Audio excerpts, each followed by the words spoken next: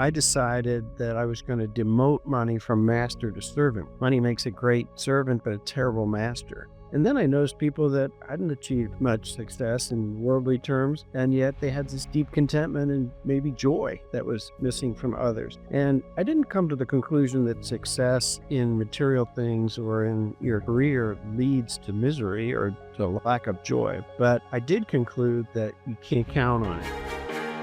Welcome to the Courageous Men Podcast, where we help Christian men follow God faithfully, love their families well, and build a legacy that lasts. And now your host, Whitney Sewell.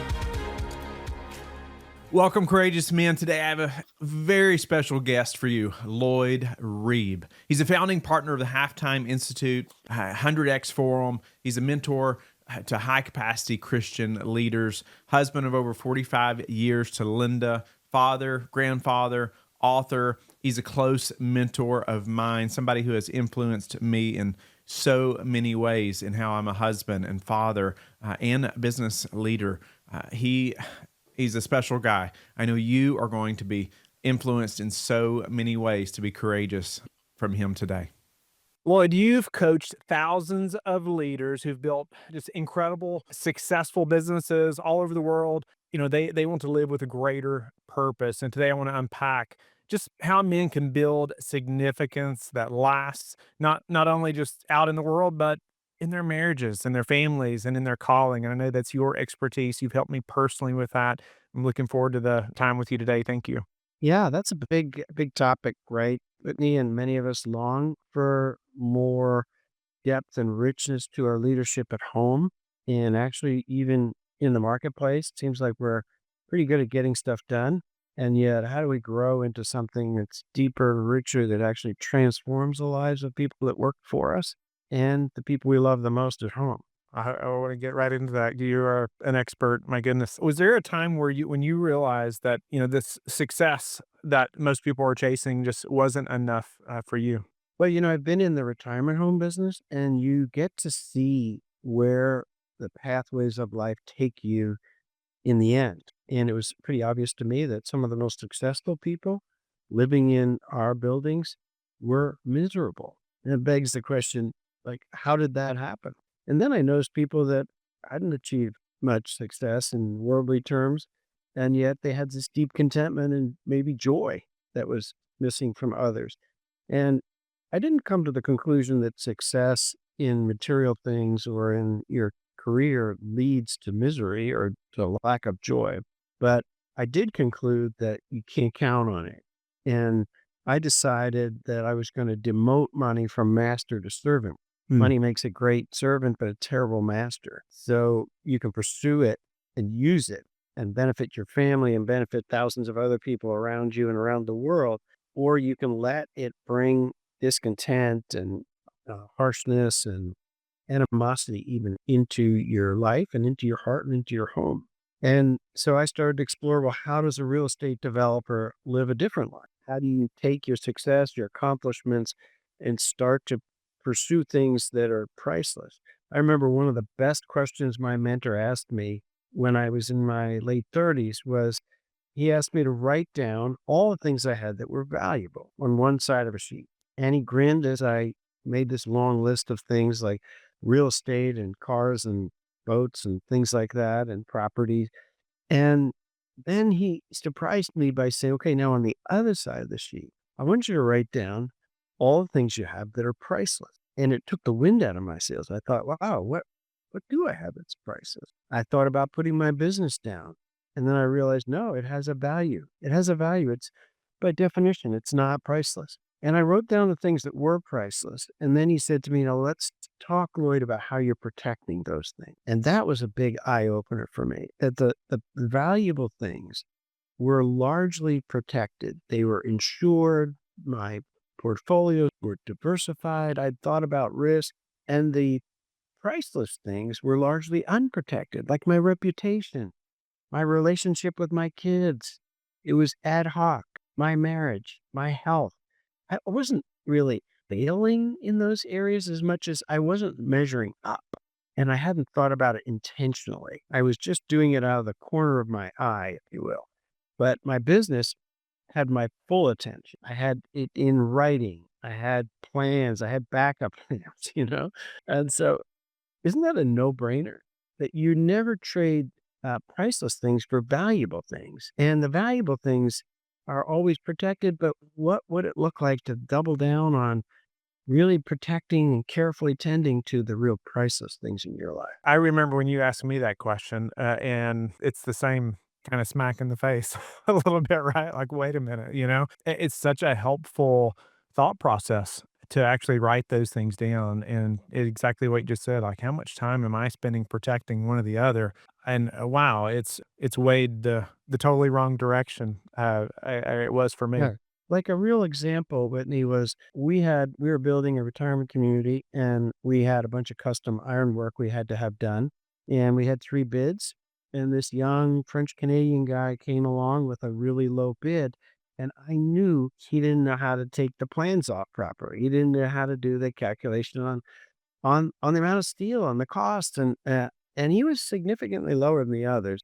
And I just did what was you know, legally right. I signed an agreement with him, or my partner and I did. And sure enough, he did the job. He did a great job. He came into my office, a month later when he'd run all the numbers and he was downhearted and he said, "Oh my gosh, I didn't understand the costs. And I've got a small young family and I'd way over my price." And I remember just saying to him, "Look, I can't really help you with that because I can't go back to the bank and whine and complain.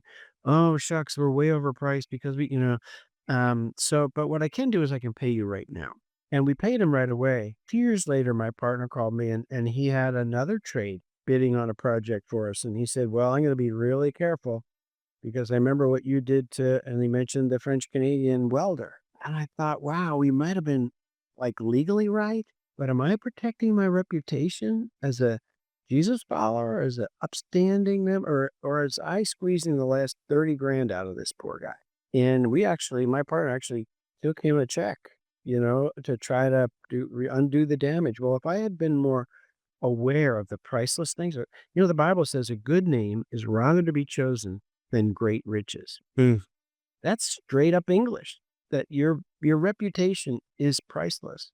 It's more valuable than great riches. So protect it. And your relationship with your wife and your kids, like knowing your kids' love language, for example, is an important thing to investing deeply in their heart. And it's a simple tactic.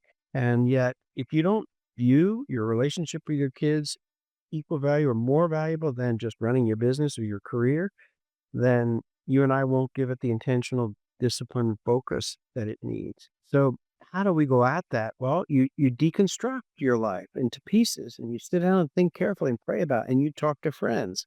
You come up with ideas. I just had a coaching call this morning, Whitney. The young guy has built a really great real estate business, and he feels like it's no fun playing on the floor with his young kids. It's just he's a hard charging, high capacity guy, works with big deals all day long. And I get that. But what's he going to miss, right? What's he going to miss? But if he put his creative mind to it, he could come up with something that he can do with those kids. It's going to nurture that relationship. So when they are preteens and he feels like he's going to be ready to play football with them or whatever, they want to play football. No doubt it's built early on. It's not something we do 10 years later or 20 years later, right? Yeah, after you were asked that question by your mentor and you started seeing these things, Lloyd, what did that transition then look like for you? How did you become so intentional in these areas? But it probably didn't look like that maybe 30, 40 years ago, right? Or, whenever that happened. What did that look like, as somebody that's now hearing this thinking, yeah, I really should be that focused or that intentional? It can seem overwhelming, but how did you even coach this young man this morning? Yeah, so it's about the pursuit of intentionality in our lives without insisting on control. And the problem with intentionality is we feel like, well, it's going to leave the Spirit of God out. It's going to leave the promptings of God out. It's going to make us, we're going to be asking God to rubber stamp our plans for our life. It's not that. It's the pursuit of intentionality without insisting on the control. So it's what you might call heuristic writing. When you sit down to write out a plan for your life, to focus on the priorities, the priceless things, and to demote money from being a master in your heart and mind to being a servant, You're writing as an act of prayer. You're writing as an act of listening to your heart, and to yourself, and to your spouse, and to your friends. And you're holding it out like this. If you're a Jesus follower, you're holding it out like this to ask Him to easily and freely guide you and change your priorities. But writing down what you plan to do to build a thriving family, to build a marriage where your wife feels cherished, and to build a body that's healthy, that can do what God calls it to do for many, many years to come, that's a huge step in the right direction. And then if you have the courage to share it with your spouse, with your friends, that gives you a form of accountability. In my life, and I think maybe you, Whitney, also, I have a personal board. This is not about accountability where people are checking up on you, because these people trust me, and it doesn't mean they don't check up on me, but it's more about being alongside you and helping you win based on your long-term desires and what you've written into your plan. So I would say one of the most important things you can do is to write down a plan for your life. And you and I have both done that in a systematic way. And it includes our personal mission statement. It includes the long-term desires of our life. I think you and I call them metrics like you'd have in business, but for life. Our spouse's dream, your vision for your family. And then what are the areas, goal areas or action areas for this current year? And that can just be on one sheet of paper. Both yours and mine are on one sheet of paper. That one sheet of paper over the last 30 years has totally transformed my life from 34 to 64. And I can't imagine how you get through life without a written plan based around your priorities, honoring God and focusing on the priceless things in your life, right? I love the intentionality, and of course we called it a roadmap, right? And it is a roadmap. I mean, you're being super intentional about where you're going, right? And the turns that are on the road ahead of you. And I know you and Linda, I think they married, what, 45 years? Yeah, coming Yeah. up on it.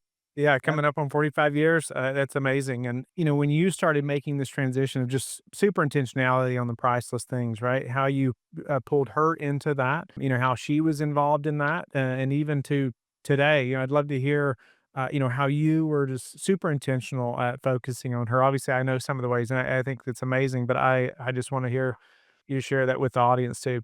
Yeah, well, when I started to look up from my desk, I realized the Lord had chosen to bless our business. It gave me freedom. You need to do this whether you have financial freedom or not. Sometimes when you hear a story of somebody who's made a bunch of money, you use it as a buffer. So you protect yourself from the questions they ask because, well, if I had that money, I would do the same thing. It doesn't matter that much it's about intentionality. So get over that. But what triggered it for me was that I realized God's chosen to bless our business. And so with that comes a responsibility. Once you have some freedom, you have to decide how to spend your time. You could do nothing. You could do the same stuff, keep building real estate, growing your wealth, writing checks to nonprofits and church, or you could do something else. But because you have freedom, you have to choose. And even if you just choose to do the same thing or choose to do nothing, it's a choice.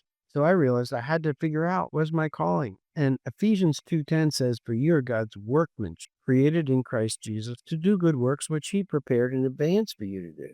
In other words, He's got a roadmap out there for you if you just take time to look up and make eye contact and find out what it is. And it may be something right inside your enterprise.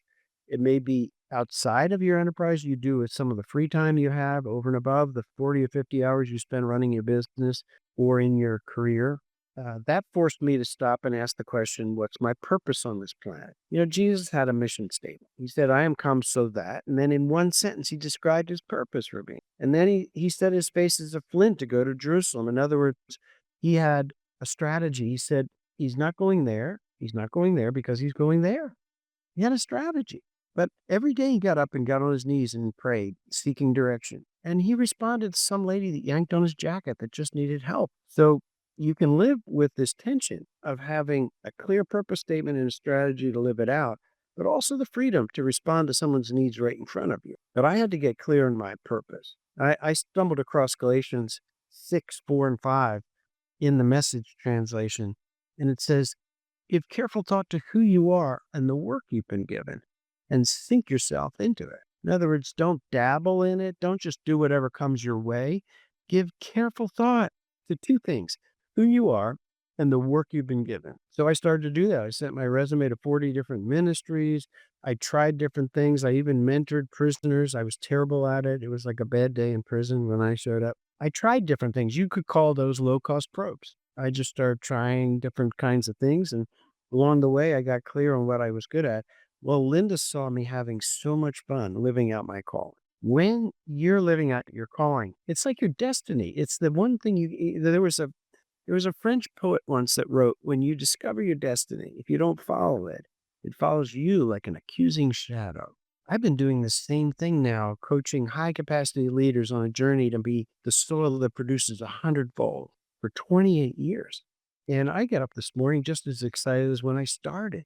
It's because my calling, I can't outrun this. It's like a shadow, right? That runs with you. So that was the first step, was to live it in my own life. Because when I first said to Linda, Whitney, I gave her like a yellow pad once, and I said, "Hey, I've been giving you my goals for years and years. Why don't you write out your goals or maybe a mission statement?" I came back and she was tears in her eyes. And I was like, "Oh, shoot, that didn't work." So live it out in your life first. And then we opened up a question like, if the kids are all gone and you had all the time there was, what would you love to spend your time doing? And I asked her, what would you like more of and less of in the next season? Because when your spouse, if your wife is deep into kids that are, 16, 12, and 8, much less if they're even younger and you're up at night nursing and 3 times a night. I mean, you can't even think. It's like Maslow's theory of of human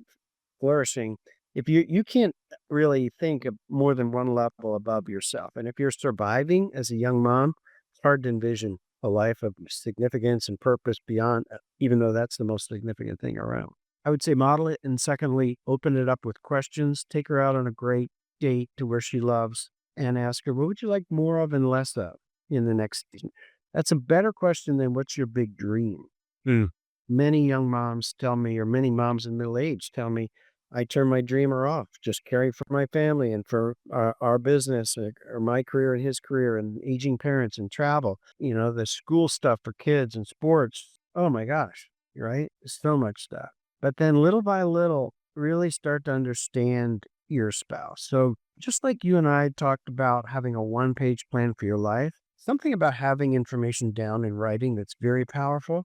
So I've captured what I've been learning over the years about Linda. What's her strength? What are her strengths in the Strength Finder? What's her love language? What are the 10 things she loves the most in life? And now I have her dream down in a single sentence. What are the 10 things she wants to know about my inside world that I don't communicate with? And that's a one-pager on Linda Reeb. I thought it would be like the least sexy thing I did.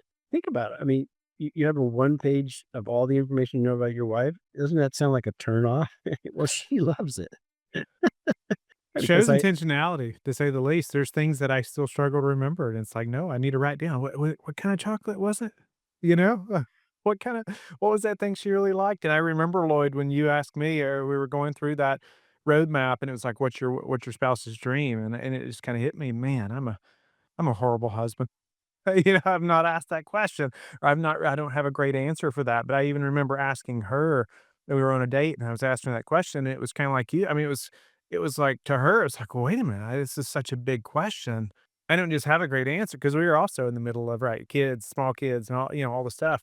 And so it's like, well, I don't know, but it was still good to just approach it and discuss it a little bit. And then by the time we got to the next date, we had more discussion about it, right? She had thought about it, and I learned things about what she dreamed about that I never had known before. yeah. And one idea, I'm pretty sure, Whitney, I learned from an older guy, but when our kids were like 16, 14, and 11, I took them out to Starbucks or somewhere, and I had this little card with me, and I asked them, okay, I said to them, by the way, this is not a country club you live at. And your mom is not your personal servant. She actually has her own life. Oh, and they're like, oh, really? And she has her own dreams. I said dreams, plural, not like one. I said, then what I want to do is we're going to spend our time here at Starbucks just thinking about mom. And I want you to write down in your own handwriting on one side of this card what you think mom's dreams are. And then we're going to turn it over. I want you to write down on the backside what you're going to do to help her. And I pulled a book off the shelf here a few years ago, and this card was in it. I'd forgotten all about that.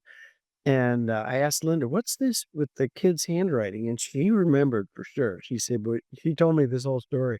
And it was so funny because they said, "Pray for mom's running buddy." And Linda's always run with someone in the neighborhood who doesn't yet know Jesus. And it's a point of connection, and they build a trusting relationship. And little by little, she looks for an opportunity to share her faith. So this lady out back, she was Linda's running buddy, and kids prayed for her to come to know the Lord. She got saved 6 months before her 49th birthday. Then she died the day after her 49th birthday, and she died in her sleep. And we went to the funeral, and I had Linda go ahead. It was an open casket, and then she went off to this room on the side, and then I went up with the three kids, and I just said, "Mom's running buddy is right now in heaven with Jesus, beginning billions of years of celebrating who he is and worshiping him. And you had a part of that. This is not a dress rehearsal. Life is serious. This was mom's dream, and here it is." And you see the poignancy of that, Mm, Whitney? yeah. That moment where they see that, wow, we're a family. We love and serve each other. Mom serves us all day long. We got to know what her dreams are. We got to be caring enough to take notice of it. And I'm so glad I pulled that book out and then that card fell out because I'd actually forgotten about it, and I've shared that with so many other guys. And you might find a better way to do that, but the idea is still the same. Women want to be cherished, right? And men want to be respected. And when you listen deeply to the inner workings of your wife's heart and your children's mother's heart, and you take the time to write it down and put it into practice and know what she loves and focus on those things, you're cherishing her and you're modeling for your kids how to cherish their spouse. And that goes a long, long way because they learn more from what you do than what you say.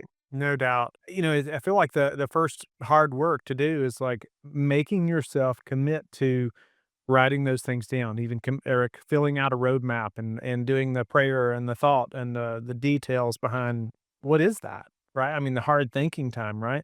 Did you, or I guess as mentoring thousands of men through this, how do they get that done? Because that's hard, right? It seems like this thing that, oh yeah, I'll do sometime.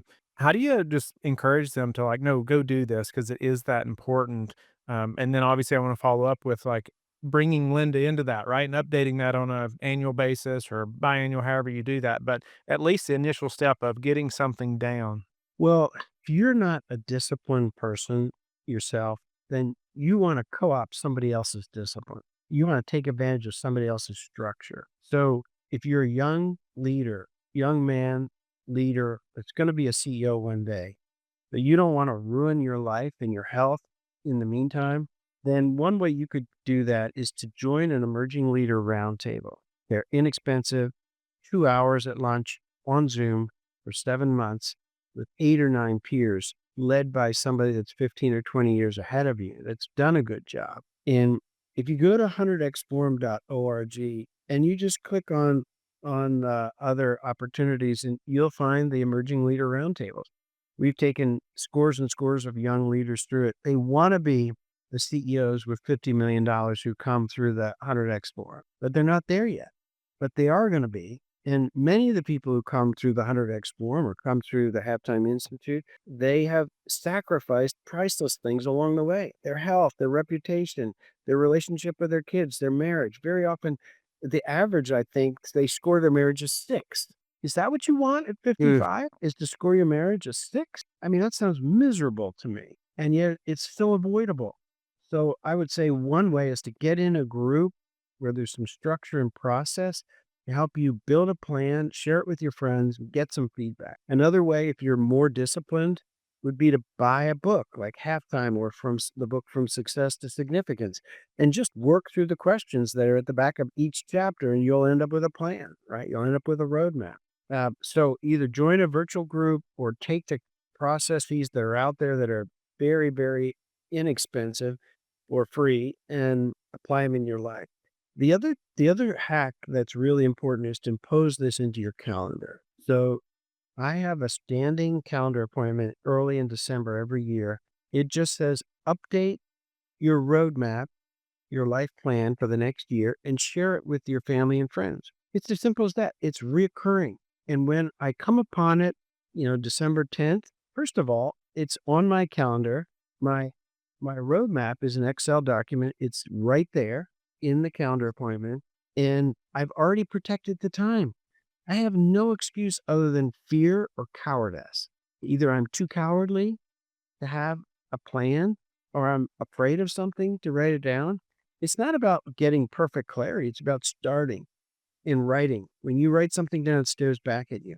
I can tell you the single biggest hack to building a purposeful, intentional life focused on the priceless things in your life is to simply put a reoccurring calendar appointment in early December every year, telling you to update your plan for the next year and share it with your friends and family. Because what happens is it's written, you're accountable, and you get feedback. Those are the key things you need. Now, how long does it take to put a reoccurring, to open your phone, put a reoccurring calendar? What is that? 2 A minutes? minute, 2, yeah, not long at all. A minute. But I guarantee you more than 70 or 80% of your listeners won't do it. I've spent 23,000 hours coaching CEOs, and I tell them, and some of them don't have the courage to do it because it confronts you. It takes away your laziness. It takes away your bad habits, all the things you just like watching, football all Saturday. And if you put a plan down to take your teenage boy and play tennis or go biking with him, it screws up your life because you can't just sit there and drink beer and watch football. It takes, I won't say it on the show, but it takes, what? Take your calendar out, put a recurring calendar appointment, and stick with it every December. Share it with your friends. I get the best feedback from my kids. My kids have given me written feedback on my plan since they were 15, and now they're 38, 36, and 33. Speak to, because I love just your intentionality behind how you've brought Linda into that, into your purpose, how you all just serve so many and are so intentional. But how did you bring the kids into that as well? Speak to that and their participation in that plan, like you were talking about. Yeah. Well, the best way to engage kids, if you're a strong leader, you have to be very careful when you show up in your kids' lives because you carry too much weight and you apply too much pressure, even when you don't say a word. I'm guilty. Yeah. And they've watched you. I know, oh my gosh, dad's a rock star.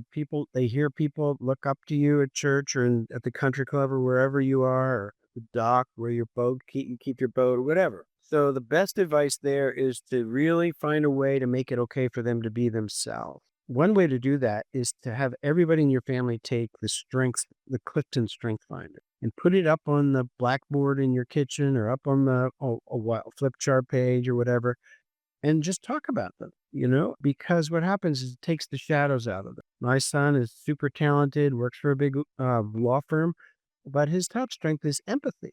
When he was 14, he went to mom and he said, I know, Dad, I've heard the stories that dad bought his first piece of land when he was 14. All I have is a scooter. That's terrible. I mean, that's horrible for a kid to grow up like with that over their shoulder, right?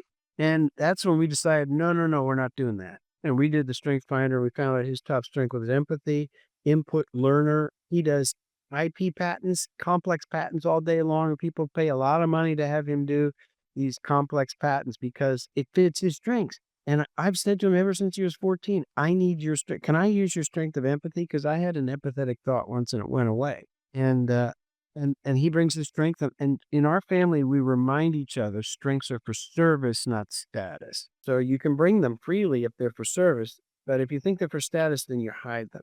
So that's one way, is to get clear on the kids' strengths, highlight them and celebrate them, and then ask them to participate in the family where their strengths apply.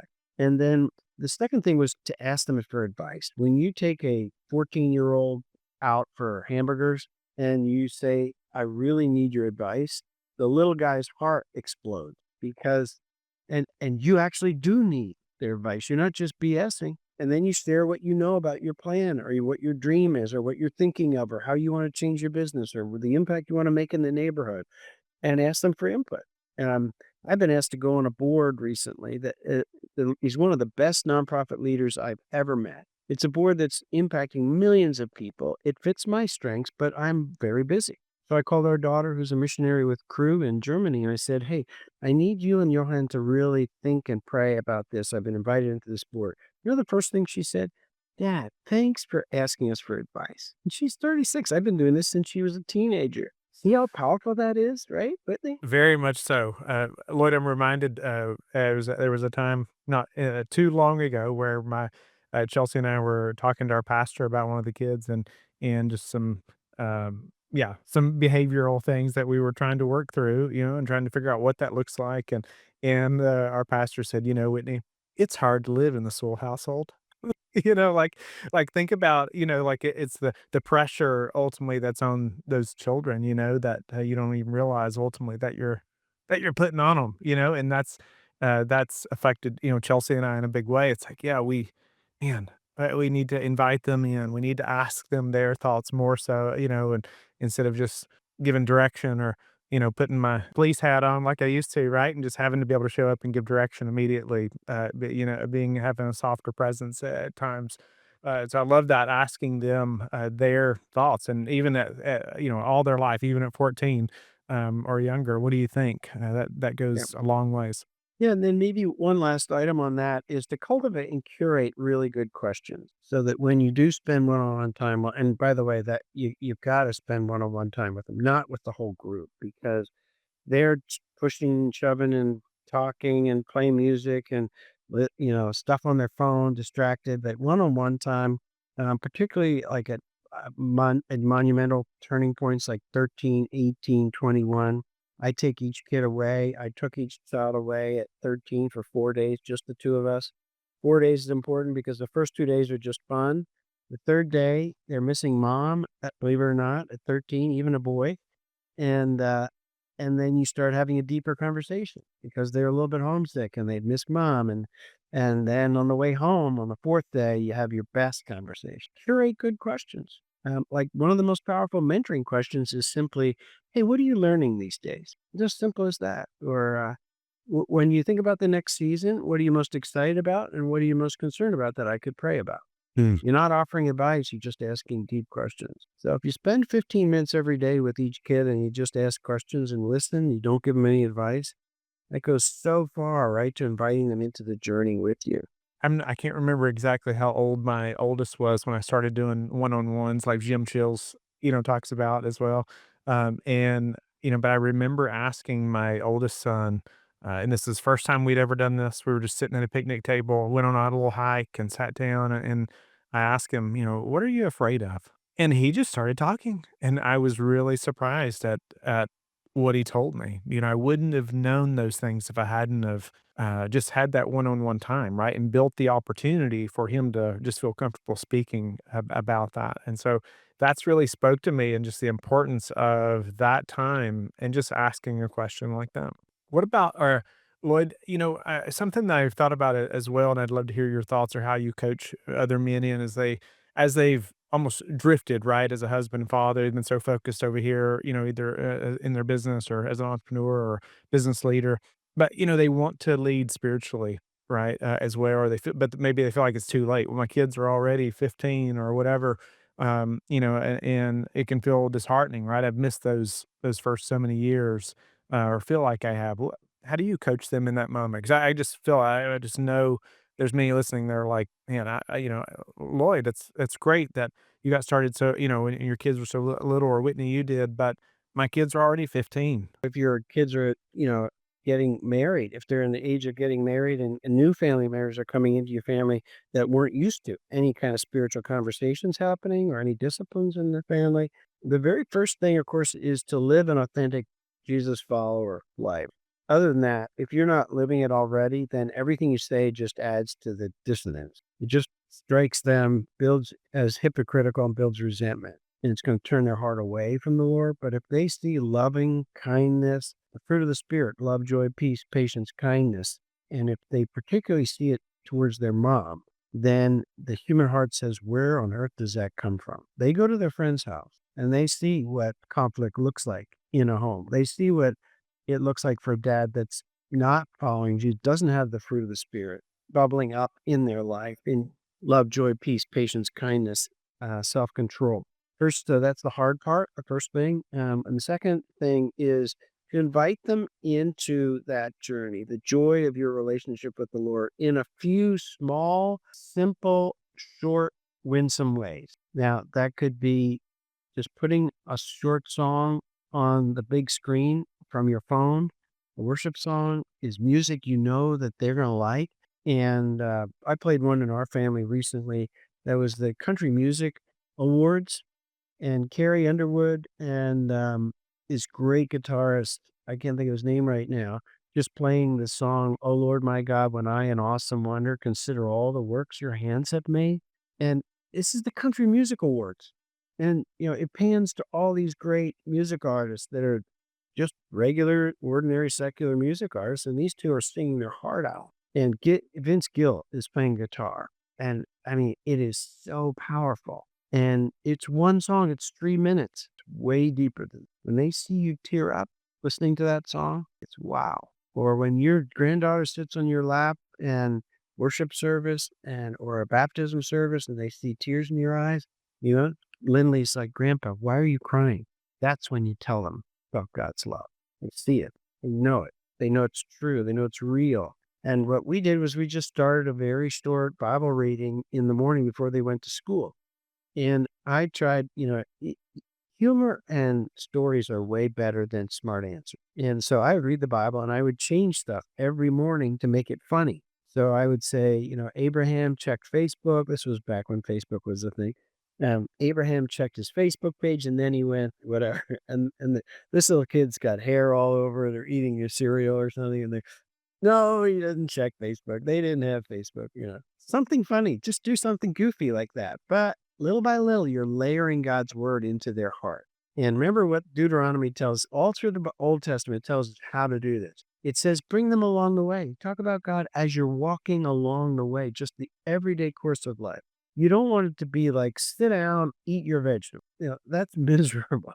You've got to come from an authentic heart, an authentic love of God in ways that are relevant to them. Very short, but powerful. We just often overcomplicate it, don't Yeah. we?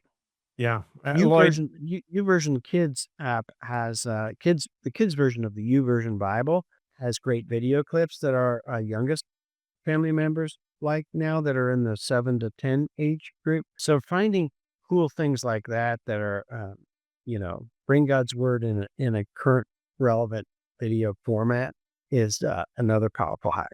all right, Lloyd, last question. How do you measure success or significance now? And then how did that compare to 20 years ago? So I have kind of 6 things that I measure in my life. One is I worship God every day. So it's thumbs up, thumbs down. Did I? Did I not? So I did this morning, started out reading a devotional by Ken Boa called Face to Face, praying in the scriptures for intimate worship. And I prayed through all of my relational things that are on my prayer list. The second is to become someone who gives extravagantly. So to try to, give 90%, spend 10%, not spend 90% and give 10%. So what you might call a reverse tithe. And there's so much joy in those first two. And the way you break this cycle of entitlement in your life and the power that money has over you is through generosity. So it's a big goal. It's easy to measure. The first one's binary, did I or did I not? The second one's easy to measure. You just print off the statement from our donor advised fund. The third is to have a deep, intimate relationship with Linda and the kids and a few friends. And so how do you measure that, right? I have a way to measure that, but you can figure it out on your own. But do you know who it is that you want a deep, intimate? I would like for them to say when I'm gone, that little guy loved me extravagant. And now I don't want to put those words in their mouth, but I want to put that idea in their life. And then the fourth one is I made a 100x impact as a thought leader, and I measure that. So I measure how many people came to know the Lord, how much money I give away. I was born with nothing, and in our lifetime, we're going to have the privilege of giving millions of dollars away. How many people come through the 100x form and find their calling? So I measure those specific things. And then stay in top shape is my fifth metric. And I measure that I weigh 152 pounds, and right now I'm 2 pounds over. All my blood work, I measure. I measure the amount of bike rides each week, steps each day. My watch keeps track of the steps and sleep. So that's pretty easy to measure. And the last one is spend my life surrounded by beauty. That's hard to measure. Like, how beautiful is this compared to last year? But at least it's pointing me in the right direction. That's incredible. I hope that every listener is encouraged, like, think about those metrics and even tracking those things. And then, Lloyd, I may follow up to make sure you've lost those 2 pounds Yeah, in a well, few I'm days. working on it because we're going to Spain. We're going to Spain for a week, and then to Germany. And Europe is notorious for like great baked goods and pastas, and so And you I gotta be better able get. to eat some while you're there. Yeah, Lloyd, where can the listeners learn more about your work, the books that you've written, or the Halftime Institute, 100X, things like that? Yeah, if you're interested in like the Emerging Leader Roundtable, I would go to the 100xforum.org. If you are a young entrepreneur and you'd like a Christian mentor, then I would go to ardentmentoring.org, ARDENT, mentoring.org.